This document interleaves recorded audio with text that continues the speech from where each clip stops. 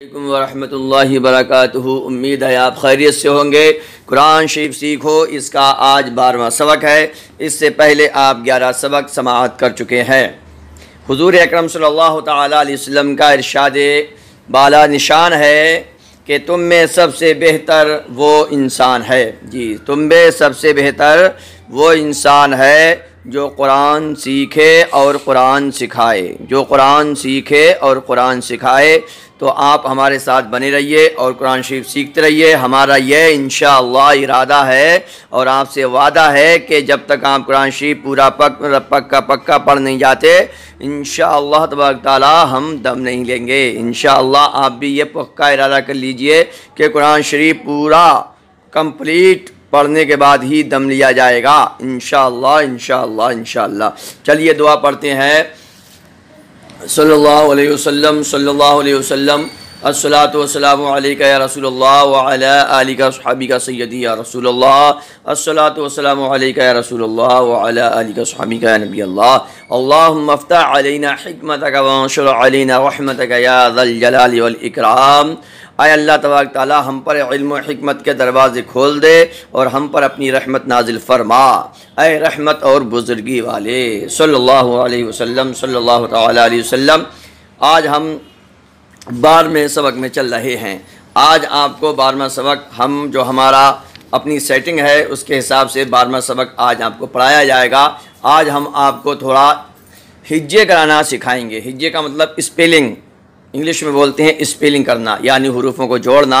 हम एक दूसरे हुरूफ को आपस में कैसे जोड़ेंगे, उनकी जॉइंटिंग कैसे करेंगे, लेटर को कैसे आपस में जोड़कर एक वर्ड बनाएंगे, हम अक्षरों को मिलाकर कैसे एक शब्द बनाएंगे और हम हुरूफों को मिलाकर कैसे एक लफ्ज़ बनाएंगे।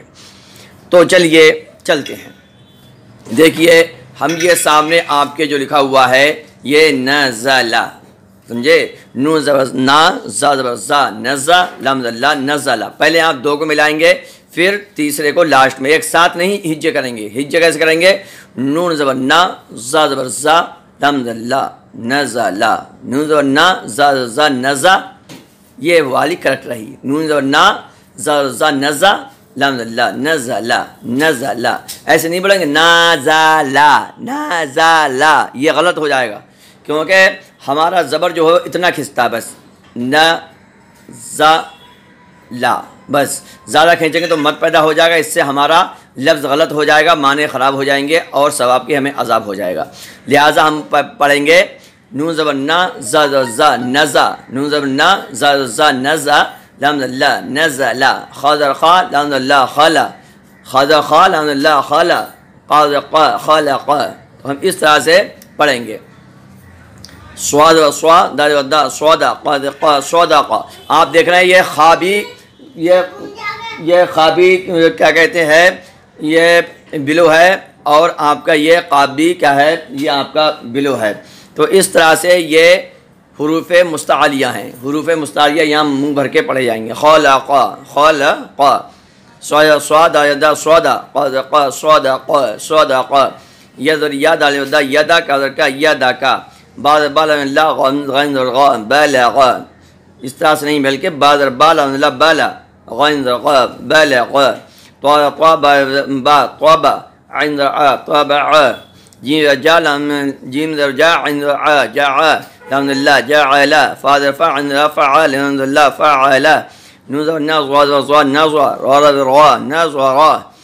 रा पर पेश या ज़बर होता है तो रा मोटा बढ़ा जाता है।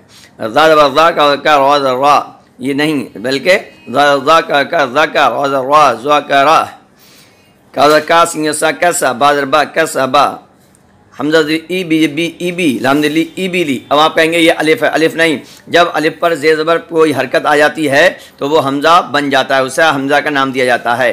तो हम पढ़ेंगे हमजा ई बेबी ई बी लामदली ई बीली, रापिस रू सिन पिसू रूसू लाम पिसलू रूसुलू, रापिस रू सिन पिसू रूसू लाम पिसलू रूसुलू, स्वाद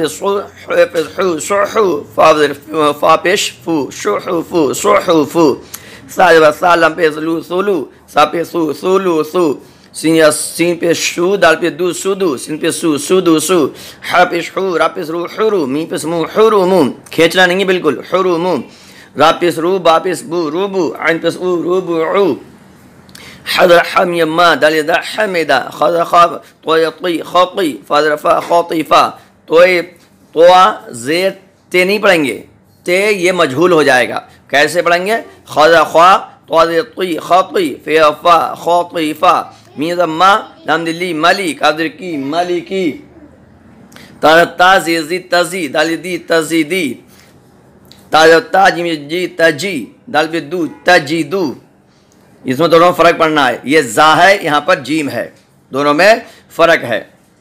ताज़ी तज़ी दालबिदी तज़ीदी ताजब ताज जीम जे जी तजी दालबिदू तजीदू यादरिया लमदिली यली जीन पे जू यली जू कापिस क़ुती क़ुती लमदिल्ला क़ुतिला सीन पे सु हमज़ा ज़िर ई सु ई लमदिल्ला सुईला कापिश क़ु राज़री क़ुरी हमज़ा ज़िर आ क़ुरिया क़ज़क़ा मियमा क़मा राज़री क़मरी काफ ज़िर की बा किबा रापिस रू किबारू हपेश हु शिंगशी हुशी रा हुशिरा हमज़ा ज़िर आ हज़र हा अहा दाल दन अहदन मिया मरा मरा द्वादन मरादन अंदर आमिया अमा लमदुल्लन अमलन हे पेश हो दाल हुदन तो पेश तू वादन तो वन। तो यहाँ पर अलिफ नहीं पढ़ा जाएगा, यहाँ अलिफ नहीं पढ़ा जाएगा, यहाँ अलिफ नहीं पढ़ा जाएगा, यहाँ पर ये या भी नहीं पढ़ी जाएगी। ठीक है, पहले हम आपको पता चुके हैं तनवीन के सबक में कि दो ज़बर के साथ जब अलिफ या आता है वो पढ़ा नहीं आता, लिखने में आता है।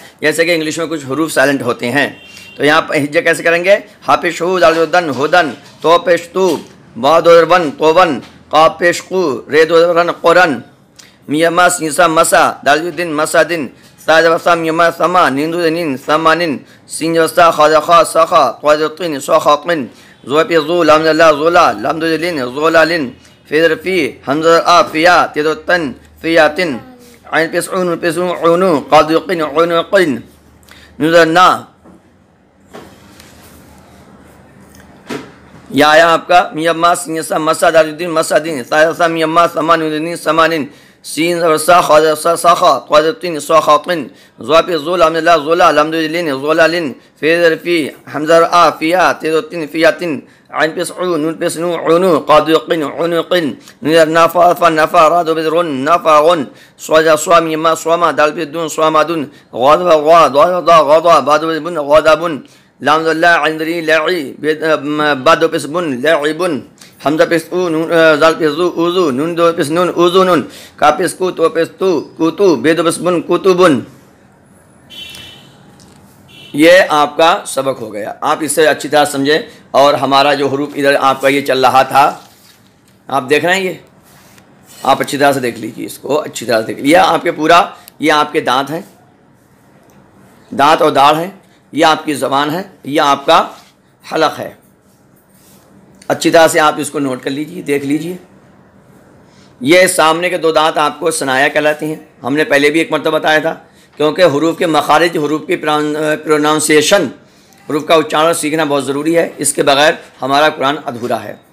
तो ये सामने के दो दांत, आप मुंह खोलिए और सामने के ये दो दांत यहाँ आपके सनाया कहलाएंगे। ठीक है, दांत के अंदर उंगली मत काट लेना, उंगली दब जाए और कट जाए।